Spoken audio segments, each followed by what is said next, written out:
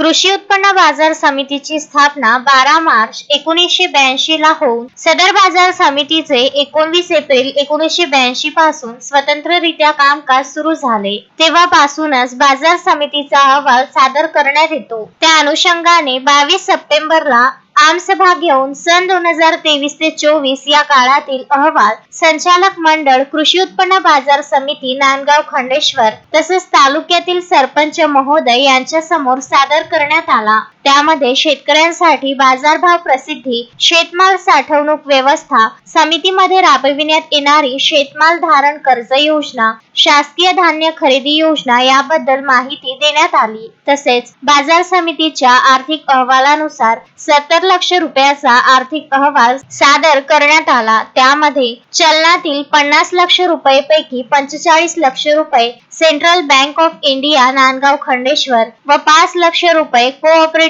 Bank Nandgaon Khandeshwar येथे जमा असल्याचे सांगण्यात आले. तसेच जमा ठेव मध्ये सेंट्रल बँक ऑफ इंडिया येथे 75 लाख रुपये व कोऑपरेटिव्ह बँक नांदगाव खंडेश्वर येथे 5 लाख रुपये ठेव आहे. तसेच झालेल्या कामापैकी धरमकाटा 25 लाख रुपये, लिलाव ओटा बांधकाम 40 लाख रुपयाचे काम पूर्ण झाल्याचे सांगण्यात आले. तसेच प्रस्तावित कामांमध्ये लिलाव ओटा 50 लाख रुपये तसेच शेतकरी भवन 1,45,00,000 रुपये, राष्ट्रसंत तुकडोजी महाराज योजनेअंतर्गत प्रस्तावित तसेच बाजार समितीमधील रोड बांधकाम खडीकरण 9 लाख रुपये तसेच सोलर पॅनल बसवणे 7 लाख रुपये अशा प्रस्तावित असलेल्या सर्व प्रकारच्या कामांचा लेखाजोखा कृषी उत्पन्न बाजार समितीचे सचिव अमित मोहोड यांनी सभेमध्ये मांडला. या सभेमध्ये अध्यक्षस्थानी कृषी उत्पन्न बाजार समितीचे सभापती प्रभात पाटील ढेपे होते.